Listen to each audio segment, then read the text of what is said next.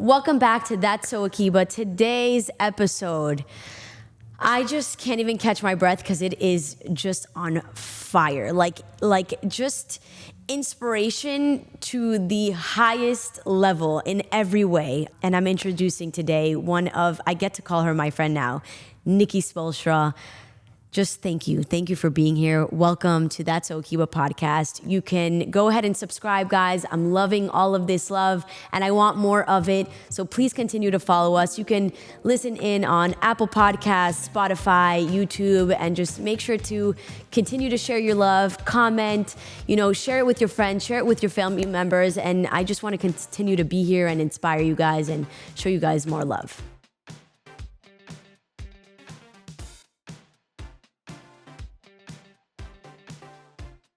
Clap. Okay, this already started off really strong, so I'm gonna wait no further. Please, I'm introducing Nikki Spoelstra, okay? She's just insanely amazing, and we're gonna jump right in. But how this happened, I feel like is a really important thing to talk about. I just produced one of her shoots for her podcast, and it's Becoming Her. And I wanna talk about this because we are all her, and she taught me that. I did not come up with this. Nikki, thank you so much for being here, and thank you for being an inspiration to me. I just learned that she's on episode 200 of her podcast, and almost 200. Almost I'm 200. I'm getting up to 200. But wow. And I want to hear your testament to this because it's so extraordinary to see the consistency, and I just want to learn from you. Thank you so much, Sarah. It's awesome to be here because I've been a huge fangirl of you for such a long time. That's and so just cool because I love her. Okay, anyway. We just fangirl each Yes. other. It's amazing. And so I've been watching you and I'm like, I love everything that this woman is about. I love how you stand up for women. I love that this is a woman-run space and that you are in a position to empower women all the time, really. Mm. And so it's funny because I think that like attracts like, and I think that eventually, if you are true to yourself, to your authenticity, to your mission, you attract the right people into your life. And so it's not surprising to me that we collaborated on a project together and that you really helped execute a vision that I had in my mind for the transition of my podcast from The Know with Nikki Spo to Becoming Her. And so I started my podcast in 2021. And at the time I was in a much different space in my life. I was a mom to two little boys who were 20 months apart. I had two babies in the house. It was COVID. I was newly sober. I was married at the time to a public figure, and my life was a lot different than it is now. And so I listened to an episode a long time ago. I think it was on the Tim Ferriss show, and it was when I just started podcasting, and he said that there's a graveyard of 6-episode podcasts, of 20-episode podcasts, and that people underestimate how difficult it is to actually run and sustain a podcast because you think that, it's going to be fun. I'm going to have all these conversations and so many people are going to listen to it. And then you realize all the work that goes into it, whether or not you have a production team. Like you and I both have production teams. I did not have that when I was starting. I was literally doing it on my computer, with a basic ass mic. Like sometimes just without a mic. Which is good enough to start, by the way. Which is good enough to start. And so if you have the dream of producing a show like that, it can be done. And it doesn't need to be perfect. I think that people really need to know that their product doesn't have to be perfect just in order to get it out there. You just need to sometimes you just get over the hump and do it and face it. A lot of people are very scared. But so in this episode, which I believe was Tim Ferriss, he's like, there's a graveyard of these very short-lived podcasts, and people don't realize what goes into the sustainability of producing a show and attracting your audience. And so a lot of what podcasting is, it's like, are you willing to have these conversations over and over and over again with different people? Would you do it for free? Would you be having these conversations for free? Yes. So the reality of my life, Sarah, is that I love talking to people and I love understanding the human experience. I love to understand what makes people tick. Now, my demographic, my audience is primarily women in the 35 to 45 range, and then closely followed by a 25 to 35-year-old range. That is the demographic. And the reality is that I felt very isolated in motherhood, in marriage, in sobriety, in the fact that I had survived all of this trauma as a young person. And the more I spoke about it to safe individuals, the more I realized that I was healing little by little. Absolutely. And then by broadcasting these conversations, right, with the podcast, with my Instagram platform, I realized that I was helping people, and by helping all these other people, I was actually healing myself. And so Isn't that crazy how that happens? It's so beautiful is what it is. And I think that the antidote to suffering is service. And I think that by connecting with other people, you are actually serving yourself. And so it's less selfish than people think, because you are serving other people, but there's always like a reward that boomerangs back to you. That's right. That's right. And I think, people always ask me, how do you give back so much? Like, how do you have the time? And I'm like, you don't understand. This heals me. This is what heals me. Well, it's a way of life. Absolutely. Absolutely. And it also depends on who you are and how much you can take on, right? But it's healing. It's healing. When you heal others, you're healing yourself. Absolutely. And that's the truth. And also, there's something to be said about when you're busy, you're healing. Absolutely. 50 Cent said this, but I love it so much. He said, depression is for rich people. That's wild. Wait, tell me about that, because I want to understand it better. I'm going to tell you about that because, I've gone through depression. I've been at my lowest low, and it actually came from a really bad relationship, right? Or birth control. I don't know whichever one it was, but it was a combination of both for sure. Storm. And a really low. And I'm like, wow, this is depression, where you think, okay, I want this to be over. Which, right? time out, like nobody would look at you. Like anybody who's looking at you from the outside is like, this girl's not depressed. Not at all. Yeah. And especially during that moment, I don't think people knew until I spoke about it, right? I spoke out about it. That's right. Yes, and I helped people through that. But when he said that, I was like, you know what? When I'm busy, I'm not depressed. When I have shit on my mind and shit to do, I am not depressed. I am my most powerful self when I'm working. I am. So I kind of understood, like, do you think, this is what he says. He said, do you think a mother who's on welfare, has 4 kids to feed, you think she has time to be depressed? I mean, I do think so. I do think so. Yes, do? I do, because I think that there's a lot more that goes into depression than just being busy. But I will say that from what I'm gathering from what you're saying, yes, is like your type of busy, Sarah, is like you are busy in your purpose. There are so many people that are busy, but they're not in their purpose busy. Like you're busy, but you're doing what God planted inside of you to do with your life, right? And so, no, you don't have time to be depressed. But like, another perspective on it is that there's a lot of people that are struggling to make ends meet, and they're not living in their purpose.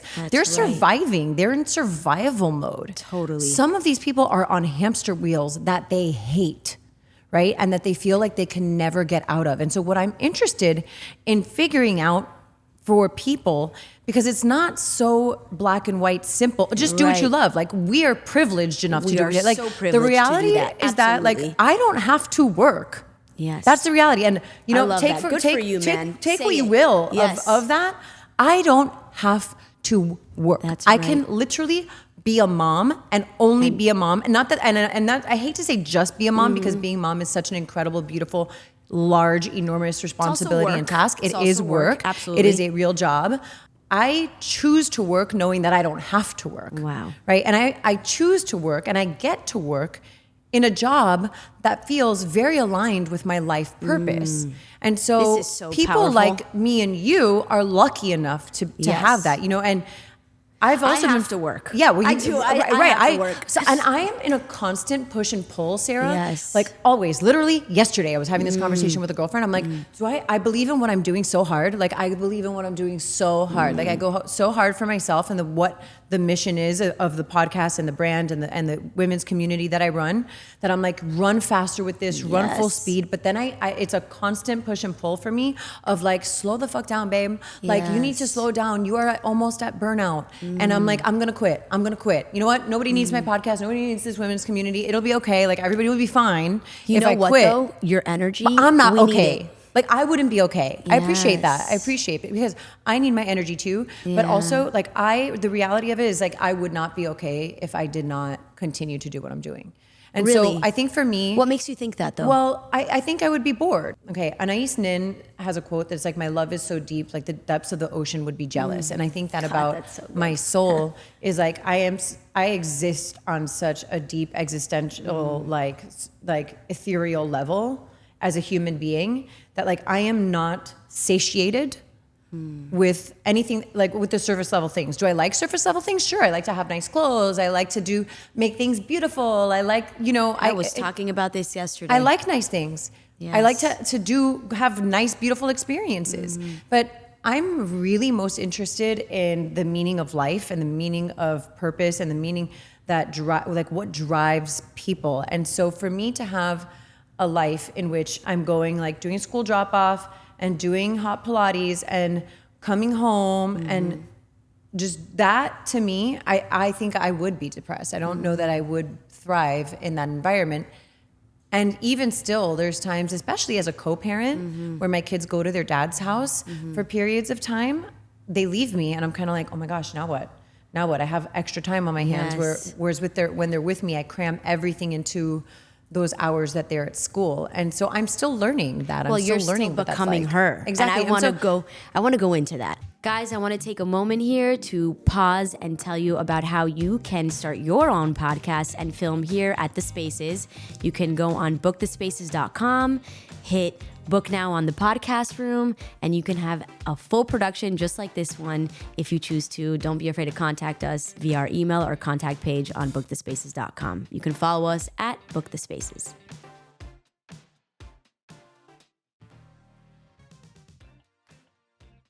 I want to go into our phone call. You called me and you said, well, we were meant to speak a couple months ago. This is how timing works, right? But you were ready and you were ready to talk about this. And what's crazy and where I feel like I have so much power in this too is that I already know who her is for you. Yeah. And you're like, wait, I was in Puerto Rico. I'll never forget. Yeah. I was on set with Lunai and I'm talking to you on the phone and you're like, I was like, I already know what you want. And you're like, wait, but how? I didn't even tell you anything yet. And I'm like, I don't know. It is a gift that I knew, and you're telling me about becoming her. Tell me a little bit about that. It all is intertwined, right? Because you're using this language like, I just knew. And I'm like, how did you know? And my podcast was called The Know, right? With Nikki Spo. And so that started as a play on words because The Know and my last name rhyme, Nikki Spo, right? So it was a nice, fun play on words. But everybody kind of kept messing it up and calling it In the Know with Nikki Spo. And I'm like, no, guys. I actually don't know shit.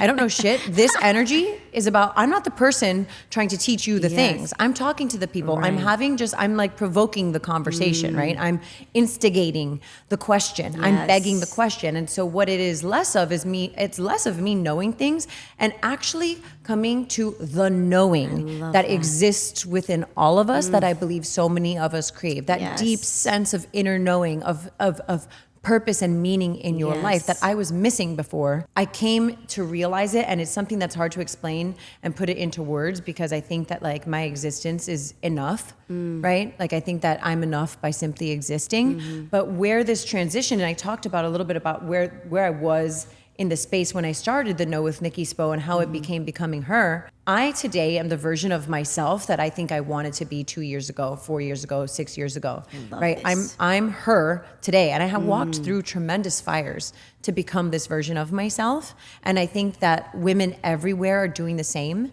and they want to up level and become the her of their highest desires. And so for me today, that looks like, maybe it looks like this, how I'm presenting outwardly to the world. But I still have a version of myself in my mind and in my soul. It's part of my essence of who I want to continue to become. And who is that? I think it's something that I'm defining and redefining all the time. My main mission is to have impact on people. And I think that when you have... I feel like you're so clear. Thank you.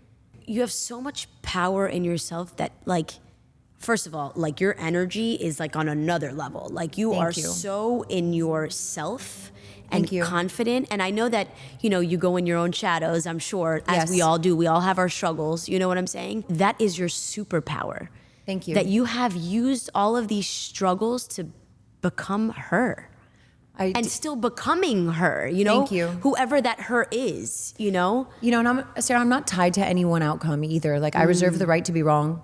I reserve the right to change my mind. I reserve the right to like change the direction that I want to go in. I used to feel a lot of shame about that. I was a dancer. I studied art history. I was painting. I did fashion design. I did so many different things, and I went on to sell art. And then I changed my mind and I became a teacher. And I'm like, oh my gosh, I'm that girl who's a hot mess who can't figure out what the wants to do with her life. And love it. all of it kind of led to this one space where I believe that my purpose in this life is to be of service to other individuals in whatever shape, way, or form that shows up in. And maybe it's because I put together a cool outfit and I help people, tap into some 100%. creative expression through the way that they dress or whatever it is, like in motherhood. I think you give people, like I'm sitting here, I'm receiving this confidence. Thank you. You like exude this confidence, but I feel like you're giving it to me. That's so wild.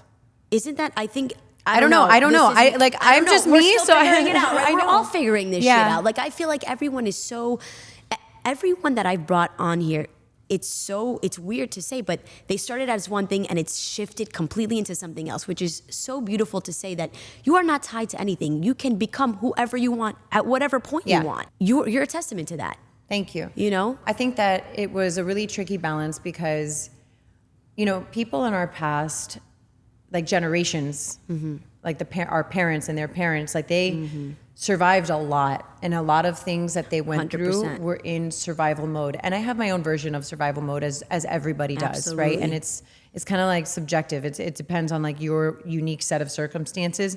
But the generations before us typically leaned into one career, and that's the career path they chose, and that's something they did for their whole lives. And maybe they found a lot of success in that. Maybe they just put food on the table and that was enough for them. But those careers became part of their identities. I talk a lot about my dad, who I'm very close with, and he's not perfect, but he's mostly good, which I believe is high praise. I think for me to call somebody mostly good is high praise. I think that a lot of people want to believe that in perfection, even I think on a conscious level, we know that there's no such thing as perfection, but we want to be like, I have the best boyfriend, I have the best husband, my parents are the best. Like, no, he's such a great dad, he's such an amazing grandfather. Yeah, mostly. Yeah, just like I'm mostly good. Like I believe I'm mostly good, but I'm not all good. Yes. Like I have some me too that is not right. You know what I mean? Like I love that. I'm like, And I have some mean bones in my body. Yes. Like and find out I got a mean I bone. love it. Like my femur is mean. Yes. But the generations that came before us, when they sat in their career, those careers became so heavily part of their Yes. identities. Okay, and so they did those things for their whole lives. My dad was a firefighter for his entire career, and his identity is part of that. And so for me to reckon with like this shifting and changing in my mind and transitioning into one career into another career, I really did, Sarah, feel a lot of guilt around that. Like I was doing something wrong and I felt really messy. Like I felt like I was messy about it. And in hindsight, I'm like, oh, you weren't messy. Like all of these things were bringing you to this one moment. Like all of the things you've experienced. That's and even in having this podcast and building an online women's community, I don't know where I'm going to go with that next. Right. Like maybe something else comes with it. Maybe I'm on TV. Maybe I quit and I go move to another country and serve homeless people. I have no idea. Correct. Right? I'm open-minded to it. Maybe my life's that. mission becomes, you know what? I've checked this box of these things that I'm currently doing. And then I step into motherhood full force. Like, I don't know. And I'm open okay to with all of that. it. I'm okay with not knowing. love I think that. I used to, and I still do. I'm still control freak is so like played out. Like my alcoholism and my isms in general is my need to be able to control everything. Like I want to control all of the things. And that's where I find that I suffer the most is when I'm trying to control the uncontrollable. And so would you say your biggest struggle is that? I think that my biggest struggle is like wanting to have the answers to everything, right? Which is a form of control. I want to be able to predict the future. I want to know what's going to happen. I want to know this. If this one moment feels uncomfortable, well, how am I going to get out? Yes. Like, where is this going to go? Where is this going to Yes. lead me? Where does this pain turn into purpose, right? Because I believe that all of my pain has turned into purpose, but I don't always know what that purpose is while I'm in the pain part, right? Wow. Like when you're in the pain, it's hard to see out of the fog, out of the cloud. So hard, man, have I been there. Right. Absolutely. But you know what? When you do get out and you do see your purpose, you're like, that happened for me, not to me. Absolutely. And I have to ask this. How did you learn to speak like this?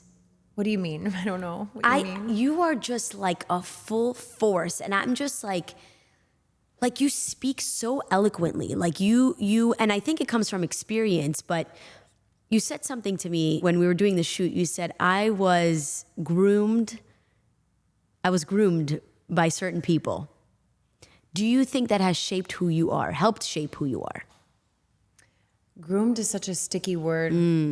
I think that I have been exposed to environments which required me to level up before I was ready to level up. Wow. And that starts from early childhood. My mom was an alcoholic my whole life. And so I found myself as a 5-year-old, like cleaning up after her, locking up my own house. Like those are adult responsibilities that no child should have to be responsible for, Absolutely. right? And so I go into that and I'm like, okay, then I go into adolescence and I'm still doing that.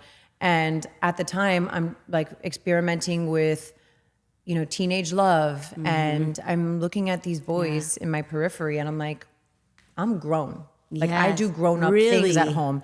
Yeah. Because I was like, you knew taking that care of early on? myself. Like yeah. okay. I'm like, I can't relate to you guys. Like you're doing kid shit. Yes. Like I'm a grown up over here. It also led to me having a very severe aversion to authority. So if you place rules on me, I'm like, nope. You can't tell me what to do. Wow. You can't tell me what to do. And so in that, I always sought out partners that were older than me. And I now know that I was really looking for a safe adult in the form of a romantic love. Wow. And that started very, very early on. From the time that I was 13, I dated men that were older than 18. Wow. And I was in a relationship, a completely inappropriate relationship when I was 16, 17 years old. Wow. Highly illegal, big power dynamic shift. And if you ask that person today if that person loves me, I'm sure that person would say that love was real. In hindsight, I'm like, I can see that it was. You? Yes. And I think that love was real. And I still can say, okay, it might have been real and it was also inappropriate and should not have happened. Wow. Okay. And so when you use the word groomed, which is a word that I use as well, I think that life has groomed me with the experiences it's presented me with to level up in ways I wasn't always ready for, but leveled up anyway.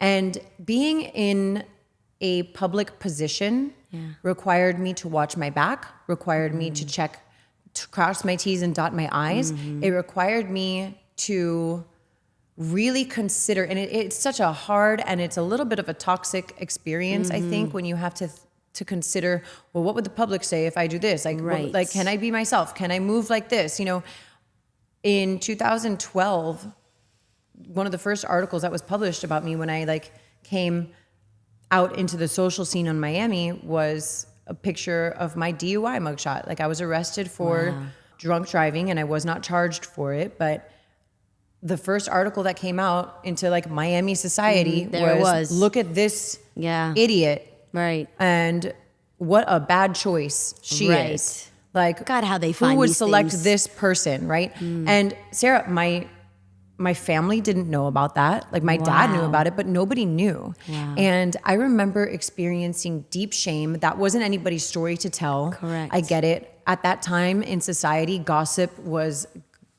king in the media. Right. That's right. You know, look at fucking poor Britney. You know what I mean? Like you think about like, right, we did. It's just like how many things like can a person take? I think there's a lot more awareness around that now, but I had a lot of internet bullies. I had people threatening me to come to my place of employment to shoot me, like real death threats that weren't taken seriously.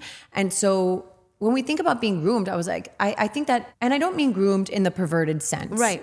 I mean, you take your dog to the groomer and you clean it up to make it look nice and you shape them up. That's right. So to be clear, I'm not talking about grooming in a perverted sense. I'm talking about shaped. Correct. Okay.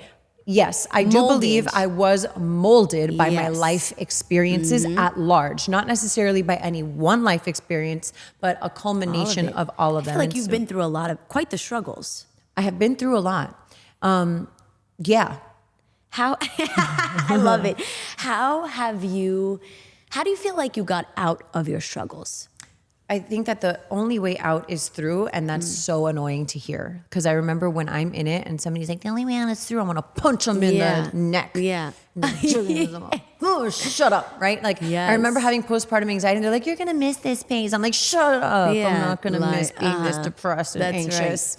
Right? Like for my first 2 children, that yummy baby phase did not exist. I was like, I can't. I'm Get unwell. me out of this. Yes. You know, like I was struggle bussing when my two boys were really, really little. I was really, really deeply anxious and depressed. And that postpartum anxiety and depression is a very, very real thing. And I think that women in general need a lot more support than people realize.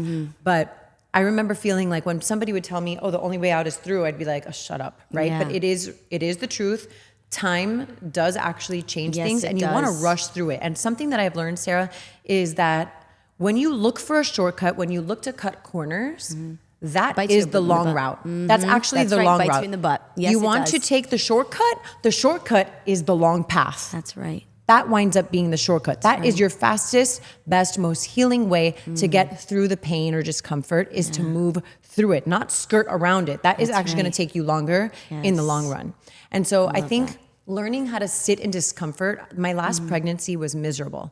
My mom had just passed away. I was pregnant. I was going through my divorce process, and my then 4-year-old was diagnosed with Burkitt lymphoma and underwent chemotherapy. So I'm dealing with all of this shit at the same time.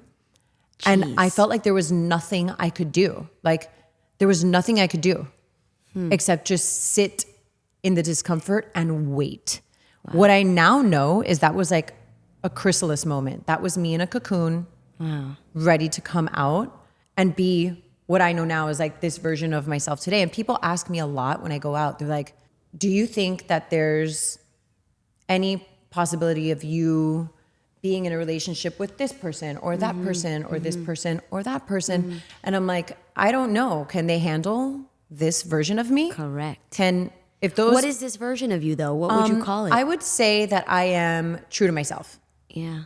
In a world where I felt like before I had to kind of dim my light. And that's not to say that I think I'm a light. I think at my core, I know that I'm a light in life. Yes. And I think that all people are. I felt very boxed in and like I did not have permission to be myself. And I don't know that anybody necessarily put that permission or put that restriction on me. I gave permission of the world and I put myself in the box, right? If there was a box and I could step into it, I stepped into it and I That's squished right. myself really tiny. That's and I right. closed the lid That's right. until I was like, no. I don't like it here in this box. And what was that pivotal moment? I think for me, it was when I decided to get sober because I think as long as I was sick and suffering in my abuse of alcohol and drugs, I could stay messy and like outside of the light. How did you know that you needed to get sober? I wanted to die. Like in essence, I didn't want to exist anymore. It's weird because I didn't want to die. I didn't want to kill myself. I didn't want to hurt Right. myself. I don't like pain. I actually don't Yeah. like pain. I get Botox and I'm like, no, right? I Yeah. get lip filler. I'm like, Yes. no, it's Yeah. gonna hurt, right? I don't like pain. I don't want to feel pain. But you didn't- I wanted to escape my life. And I got to such a low part of my life, Sarah, that like I would look at my 2 little boys and I'm like, they don't deserve me. Wow. I don't deserve life, and they would be better off without me. Everybody would be better off without me because I thought so low of myself. Like I thought I was the biggest piece of shit on the planet. And there was nothing that anybody could have told me that would have made me feel otherwise. And so I had like a dark night of the soul. I didn't do anything irresponsible in the sense of like hurting myself, unless you consider drinking yourself into oblivion, hurting yourself, which it is. But I didn't do anything along the lines of like stepping into a place of taking my own life. But I just knew that it was a matter of It time was time. Yeah. before I Especially started because you've to already really dealt with consider it with your mom. that Yeah. You took care of. Right. So you knew what that felt and looked like. And I thought if I continue down this road, I will die. Wow. Like, I don't know how I'll die, but I will. Wow. Like, I will extinguish my soul Yes. because I saw my mom do that. Or I will wind up doing something horrible to myself. Yeah. And it was the morning after I had that realization, I called a friend of mine who was in a recovery program and I was like, I need help. And You called. I You called made her. the Yeah, call. I made the call. Wow. I was like, I need help. I'm having these crazy, unhealthy thoughts, unsafe thoughts. I need help. And this woman came to my house and she 12-stepped me, what we call in the program, she 12-stepped me. And she asked me if I believed that I was powerless over alcohol and that my life had become unmanageable. And I did believe that. My life had become unmanageable, and from the outside, you wouldn't think that, Sarah, because I had the house, the car, the Correct. marriage, I always everything. say, I was beautiful. I was You don't smart. know what's I had- happening in that right. house. But You know?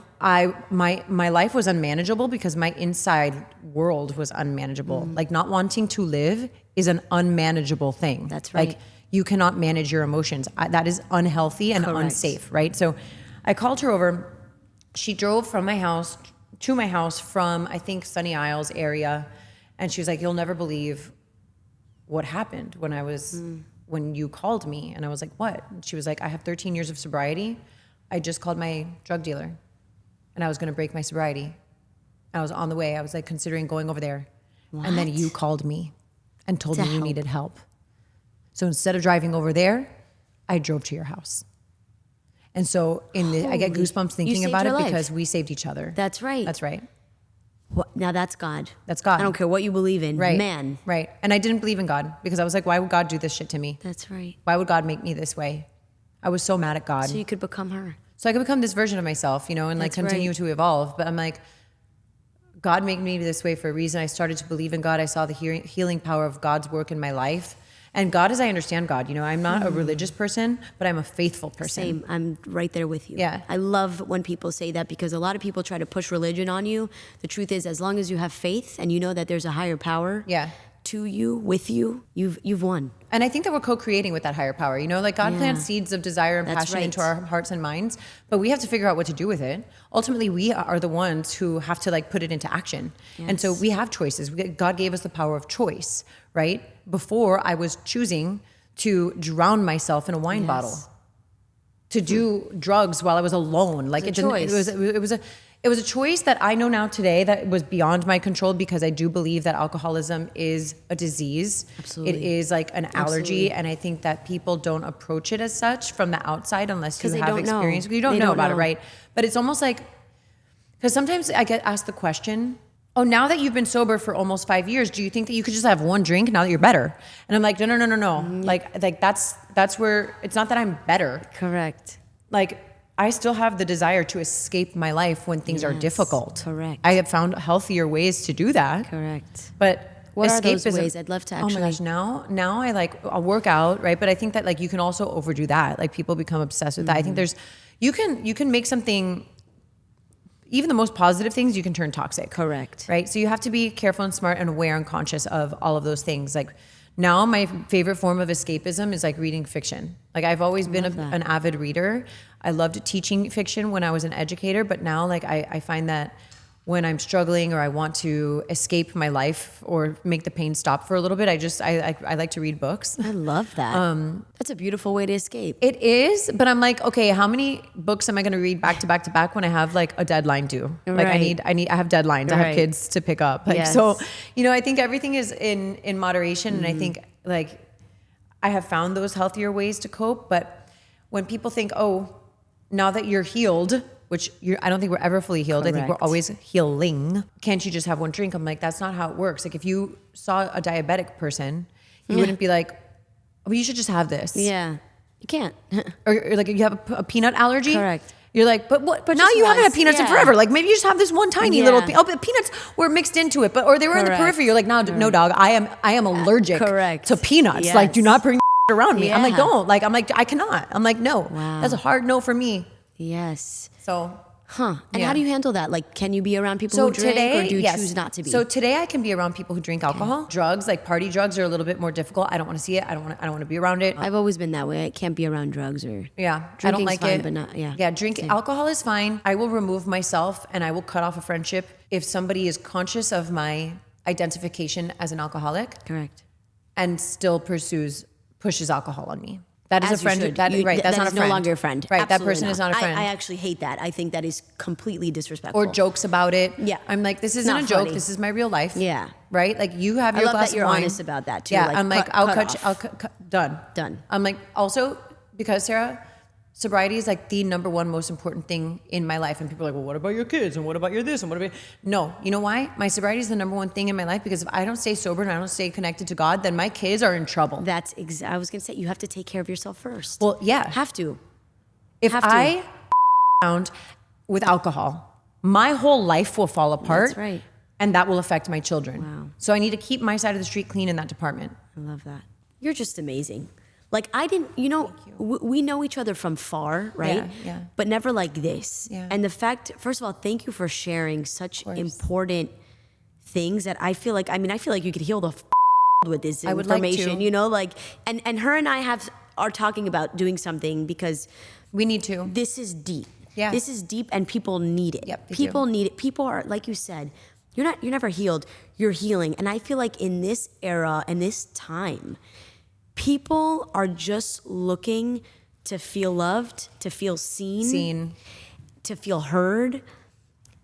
And they need people like us, where we have to live in our power, right? To help them. Yeah. To know that we are here for you. We're your Yeah. friends. Yeah. We're your friends, and you can sit with us. You can you sit know with what us. I mean? I always say that. That's literally what I say on becoming her. I'm like, you can come sit with us. Because unless you're not meant to sit with us, and that's like the friends you talked about that joke around about alcoholism or having a drink or whatever. I don't want you in my life. I get to choose that. Yeah. I get to choose, and I can feel that energy from 10 miles away. Yeah. Can you feel that? I totally can. Yeah. I totally can. I don't think everybody is meant to sit with you. I couldn't agree more. The reason why I have like an exclusive online women's community is because it's like, it's a group that is for us, by us. I love and that. you have to be willing to do the work. And I had a conversation on a podcast that I hosted recently that has not been released yet. But it's like, some people are content being the caterpillar and never want to evolve into the butterfly. And then they're mad at the butterfly for being a butterfly, right? The people, which are the haters and the haters, that are caterpillars and they're mad at the butterflies for being the butterflies, like, you can't come sit with us. Absolutely not. If you're a caterpillar who wants to be a butterfly and whatever it is that you're trying to become, like, yes, you can come sit with us. But Correct. you and your bullshit, negative, We don't want that. competitive energy is not welcome That's here. right. Because I'm not here for the competition. I'm here for the collaboration. I love that. And I'm over it. I think that women are so catty, or can be so catty. When I say, how did you learn to speak like this? Like, you are just blurting out, like, I don't know what to call them. These are like life lessons in Thank you. 3 words. You know, competition. You're not looking for competition. You're looking for collaboration. It's just like you are more than a light. You are power in your words. Thank you. And like in the way you carry yourself, in the way that we shot that campaign, which by the way is on Miami Living. I just posted it today. It's worth seeing, and she's worth knowing. You know, you. and it's just so funny. No, but you're becoming her. I mean, you are all of the things. Thank you really you. are, and people need you. Thank you. People need you for as long as you choose to give yourself to them. Okay, so there's a verse from the Bible that I learned when I was a child. And again, I'm not a religious person, but I'm a faithful person. And it's from 1 Timothy 4:12. Don't let anyone look down on you because you are young, but instead be an example for the believers in speech, in conduct, in love and faith, and in your purity. And that always stuck with me because especially a part about like being impeccable with your word. I think that the highest measure of a person is in their integrity.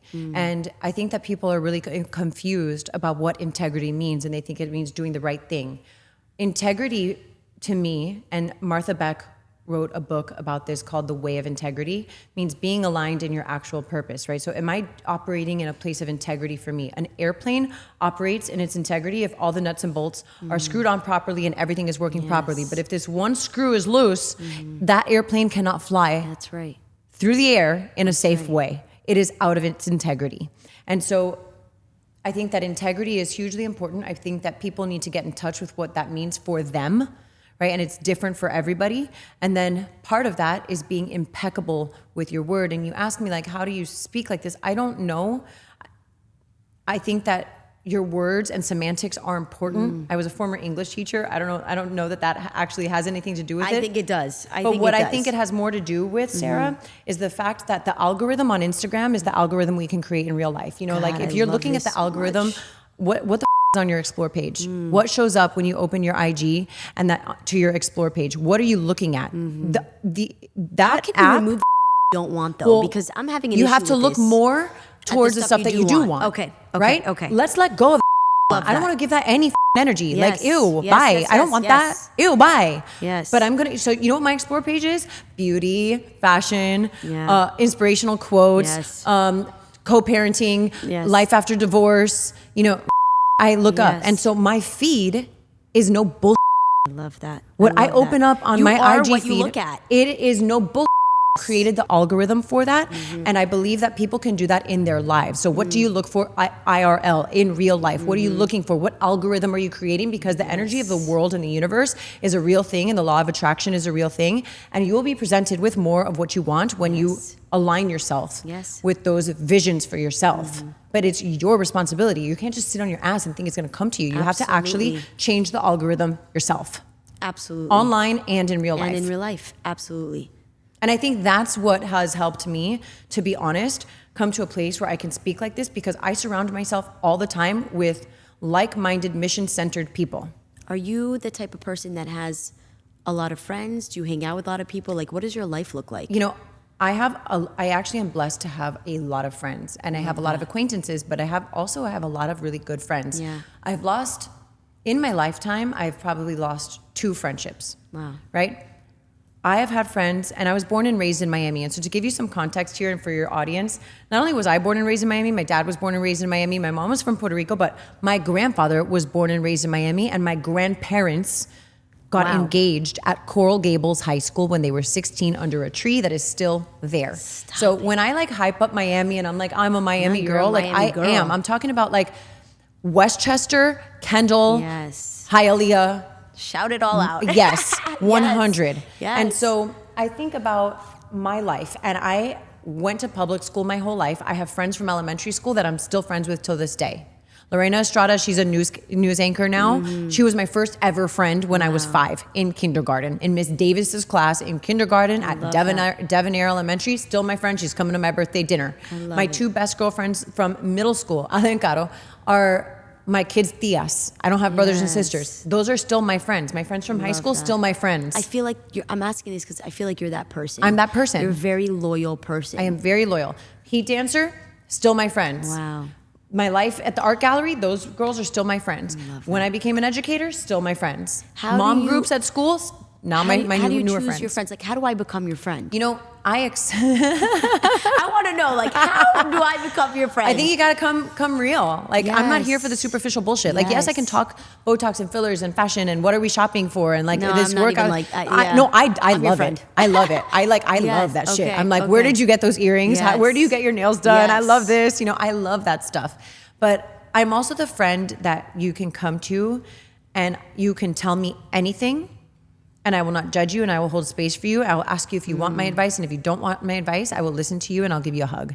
And like that is the person that I try to be. That is very hard to come by. I'll also call you out on your bullshit when you're ready to be called out on your bullshit. You're a real fucking friend. Come real. I love this episode is come real. For real. And come correct. Come correct. And the thing about it is I also expect my friends to hold me accountable to my.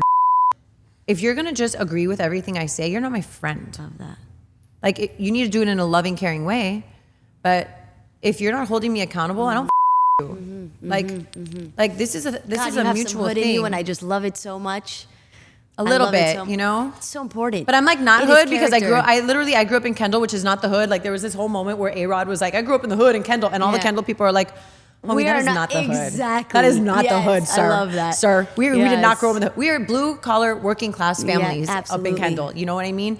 And I think it's just like having access, like growing up in a public school setting is just being exposed to people of all walks of life. Absolutely. I went to public school my whole life. So like for me, I think it built my character. I said, like, I am going to say I was groomed in high school because I was exposed to everyone. Yeah. Every class, every religion, every color. Right. And it made me who I am. Every accent. Like now we have to be very careful and tread lightly with how you do things. But back in high school, we didn't. No. Like we were open to saying anything. As long as you weren't white, which I'm not, you know, you were safe.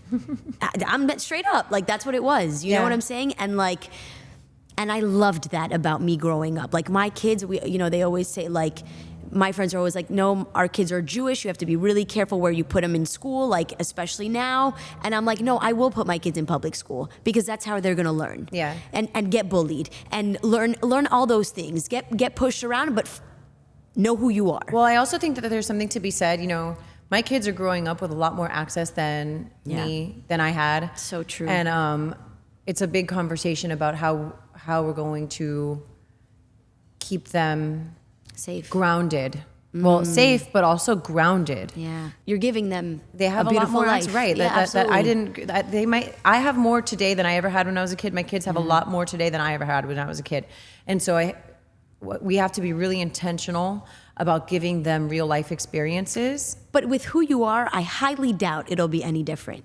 Just by the way you speak, Well, you know? the conversations we have in my household with my children are very real and like very grown. Like my kids are very wise for their age because I treat them like people, not children. You're not like, oh, like I don't coddle them. love that. I actually have a video that I like my nest. I have a Nest cam in their room, in my boys' share room, and my younger son. They have bunk beds. My older son was on the top bunk. My younger son is on the bottom bunk. I got a Nest notification late at night, which I don't. They're usually sleeping, so I don't get that notification. I checked it and I looked at the camera and I'm watching them. Turns out my younger son on the bottom bunk had a nightmare and started crying, and I heard my older son saying, "Dante, what's wrong? Are you okay? Are you hurt? You're not hurt? Are you sad? Did you pray to God about it? Can we pray together? That is so Dante, beautiful. talk to me. Talk to me, Dante. I can't help you if you don't talk to me, and I want to help you." Wow. And I'm thinking, where did he get that? Well, he got that because this is how we run our family That's unit. right. Like that is the example that they're seeing. Right. And so I do think that kids today lack a sense of resilience because we, as parents, especially like the generation before, worked so hard and maybe suffered in a different type of way where they wanted to make things easy for us. And I think that parents do a great disservice to their children by solving all their problems Couldn't for agree them. more. And so I want to create opportunities, not create moments for hardship or suffering for my kids. Absolutely not. I don't want my kids to suffer. But when there's friction in their lives, I want They them to learn. learn how to Yep. problem solve through it, how That's to be right. empowered through it, how to thrive through something difficult, and know that they are fully capable Of doing it themselves. of doing it themselves. Yeah. And the last thing that I think is relevant to this is I came to realize that for myself too, Sarah, that no one is coming to save me.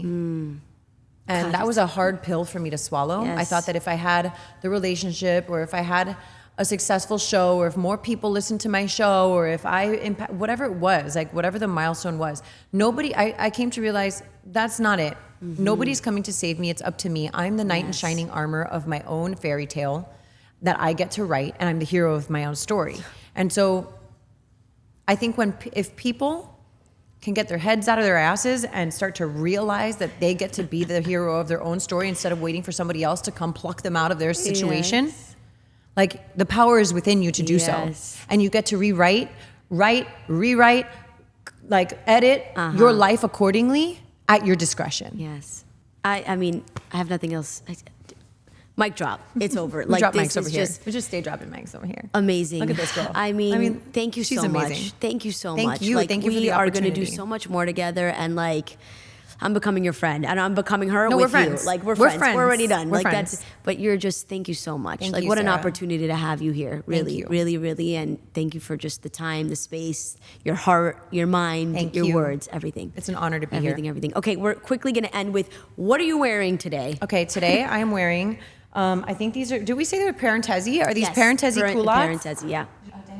Yes. I got this cool shirt in China a long time ago, and the back of it has like fingers crossed, which I love because It's so good. It's so good. And I splurged and I got a YSL blazer, and it is the best blazer anybody Beautiful. anywhere will ever wear in their whole life. That's a statement piece. That is a something statement that you piece, invest exactly. in and you will keep forever. And it's Wear it as very a dress. important. I feel like this, like, oh my gosh, I despised kitten heels for so long, and then I went. You're and got, rocking like, them, I don't honey. know if it's a kitten. It's like a mid kitten. It's a mid kitten. It's a mid Yes. kitten. Yeah. I Has a have little my more height. Engagement ring turned into a pinky ring. I want to talk about the power of pinky rings. Power of I pinky always rings. wear my pinky ring. It just makes me feel like a boss. I'm makes always me- wearing a pinky Okay, ring. well, take the fact that like I had this engagement ring, which was fine, Yeah. but it was like also It was meant to be a pinky ring. It was not meant to be a wedding ring. I love it. That's amazing. Ah! it was sitting in my jewelry box, and I'm like, I don't want to sell it. Yeah. Like, Good for it you, could be man. cool, and it took me a minute, but I was like, I'm gonna take this square, or I'm gonna take this boxy Uh-huh. figure that looks like a box, Uh-huh. and I'm gonna turn it on its side. And I'm gonna make it me. Yes, I love it. And so that's It what is I'm wearing. you. I'm wearing a ruby. for my daughter Ruby. Love it. This is a designer named Polly Wales, and she does like a lot of like hand cast stuff, which I really love. I found it in a boutique in Venice, and I like stopped like one of these like moments. Gorgeous. And then these rings are made with my mom. My mom passed, and she left me some jewelry that I was able to. This is the actual ring. This is the actual ring. Yeah. And then I had these melted and made into other pieces, but it's with her I love energy and spirit. You're amazing. You're amazing. Thank you you. so much. Thank you. Thank you. Thank you. I'm rewearing these Anina Bing pants because they're just my favorite trousers and I'm obsessed with them. And I'm not gonna lie to you, we're filming a few episodes in one time. I'm wearing this, actually I made this jacket, so I thrifted a huge piece of fabric and ended up making this beautiful jacket. And I love how it cinches the waist. Pinky ring, of course, engagement ring, because I'm almost getting married, and then these earrings that I can't seem to take off because I'm in love with them. Thank you so much for being here. I love having you here. I get to do this with you guys, so continue to tune in and remember to subscribe below.